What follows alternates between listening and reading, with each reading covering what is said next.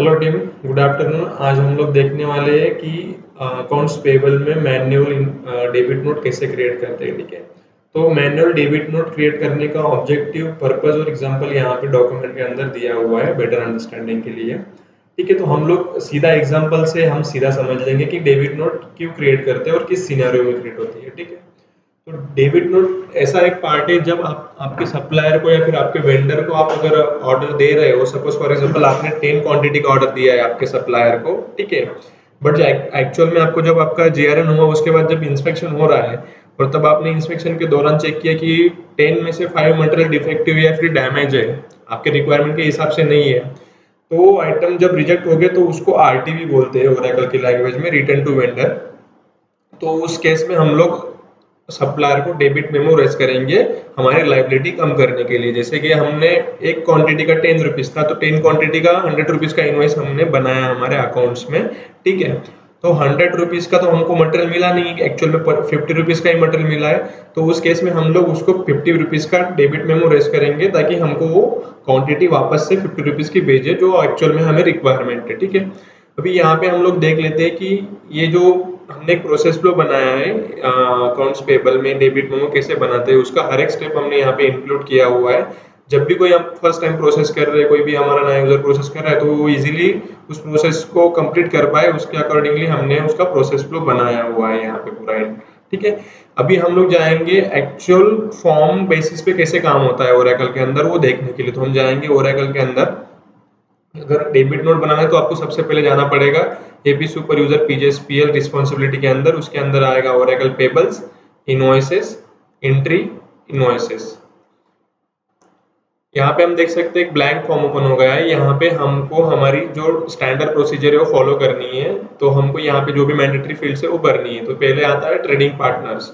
उससे पहले हमको एक चीज ध्यान में रखनी है हमेशा, जब भी हम मैनुअल डेबिट नोट प्रोसेस कर रहे हैं तो हमें यहाँ पे टाइप चेंज करना है। जैसे यहाँ पे स्टैंडर्ड दिख रहा है, तो यहाँ पे हमको एलओए में जाना है और यहाँ पे हमको डेबिट मेमो सिलेक्ट करना है। ठीक है, आप डेबिट मेमो सिलेक्ट करोगे तभी जाके आपका यहाँ पे प्रॉपर वे में डेबिट नोट बनेगा। उसके बाद आते हैं ट्रेडिंग पार्टनर के ऊपर। ठीक है, ट्रेडिंग पार्टनर के ऊपर आएंगे। यहाँ पे हमको जिस सप्लायर के अगेंस्ट में डेबिट नोट रेज करना है वो सप्लायर का नाम हमें यहाँ पे लेना है। तो यहाँ पे मैंने जो सप्लायर को डेबिट नोट देनी है उसका मैंने यहाँ पे नाम ले लिया। जैसे ही मैंने सप्लायर का नाम डाला, यहाँ पे सप्लायर नंबर और सप्लायर साइट ऑटोमेटिकली आ गई। ठीक है, अभी हम जाएंगे आगे। यहाँ पे दिया हुआ है इनवॉइस डेट। तो इनवॉइस डेट आप जिस दिन डेबिट मेमो बना रहे हो तो यहाँ पे आपको सेम डेट ले लेनी है, 2 जुलाई आज की डेट है तो मैं सेम डेट ले रहा हूँ। इनवॉइस नंबर, जो इनवॉइस नंबर होगा वो हमारे ट्रैकिंग पर्पज से होता है कि हम डेबिट नोट्स की क्या सीक्वेंस, नंबरिंग सीक्वेंस रख रहे हैं, उसके अकॉर्डिंगली हम यहाँ पे जैसे नंबर देना है। जैसे फॉर एग्जांपल अगर मैं अगर दे रहा हूँ डेबिट नोट DN-123। ठीक है, यहाँ पे डेबिट नोट दे दिया मैंने 1-123, इसका इनवॉइस का नंबर, डेबिट नोट का नंबर। यहाँ आते हैं करेंसी के ऊपर, इनवॉइस करेंसी मतलब डेबिट नोट की करेंसी क्या होनी चाहिए, आईएनआर होनी चाहिए या फिर दूसरी कुछ होनी चाहिए। अगर आपका सप्लायर आईएनआर करेंसी यूज करता है तो वो आईएनआर में आएगा यहाँ पे। अगर आपका सप्लायर आउट ऑफ इंडिया जैसे कि यूरो करेंसी यूज करता है, यूएसडी यूज करता है, तो उसके अकॉर्डिंगली यहाँ पे आपको एलओई में जाके आपकी करेंसी चूज करनी है। ठीक है, तो अभी यहाँ पे मेरा आईएनआर यूज करता है तो मैं एज इट इज रखूंगा। अभी आते हैं इनवॉइस अमाउंट पे।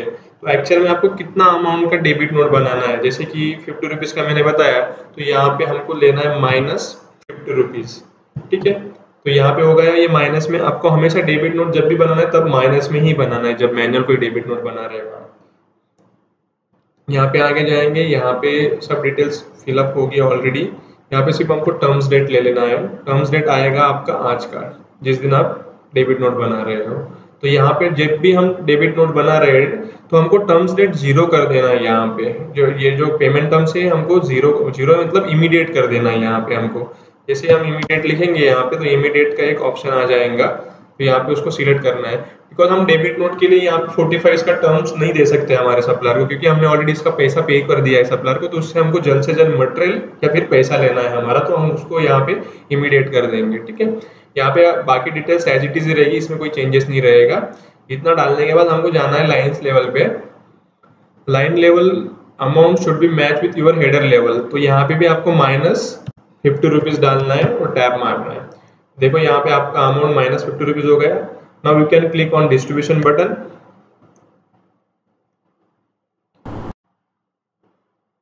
यहाँ पे हम लोग देखेंगे हमारा जो हमारा ये यहाँ पे लाइन टोटल देख सकते हो आप, 50 रुपीज दिख रहा है माइनस में रेड कलर में। जब तक हम लोग यहाँ पे अमाउंट डालते नहीं है सेम अमाउंट तो मैच नहीं होगा, तो हमको डालना है माइनस 50 रुपीज।